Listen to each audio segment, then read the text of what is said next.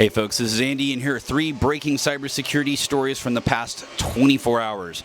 Our first headline isn't anything particularly new. I've talked about this weeks ago, but holy moly, folks, we got a full-blown supply chain cluster effort on our hands here. The Shai-Hulud worm, also known as Shai-Hulud 2.0, is tearing through the NPM ecosystem as we speak, and this time it's even nastier. So far, we have over 70 packages that have been Trojanized, and over 25,000 GitHub repos have already had their credentials stolen and posted publicly online.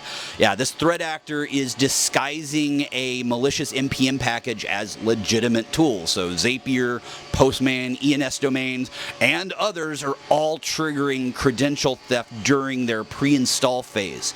So once the worm runs and executes, it grabs your GitHub tokens, your NPM tokens, any sort of CI/CD secrets in the environment variables, API keys. It basically grabs all that and then puts it up on a brand new, fresh GitHub repo for the threat actors to steal.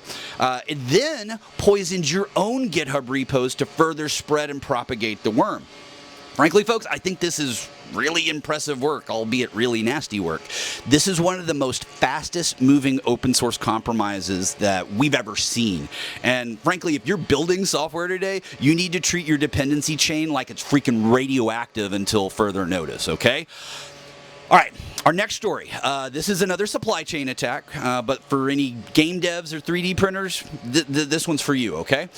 This one is a bit quieter, but it's still pretty damn clever, and it's hitting, again, gaming and 3D modeling communities. So a Russian-speaking threat actor is hiding the StealC v2 credential stealer inside Blender.blend files that are uploaded to online marketplaces.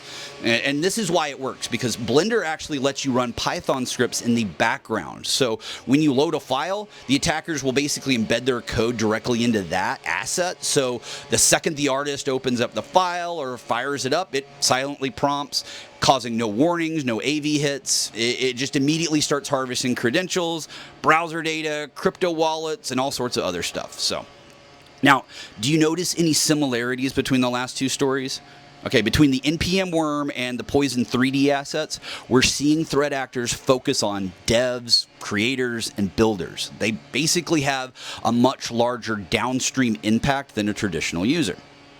All right, now my last story is all about OAuth abuse. The Pokemon-themed threat group known by the name of ShinyHunters have claimed to have compromised Gainsight using stolen OAuth tokens to pivot directly into Salesforce tenant data.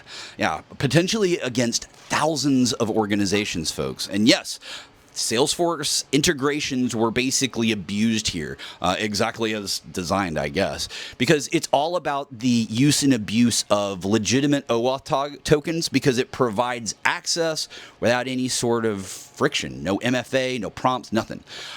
Since then, Salesforce has revoked the tokens and notified affected customers, and it's back to business as usual. So onward and upward until the next breach, I guess. So, all right, folks, well, that wraps up today's headline roundup. This is Andy Thompson, signing off.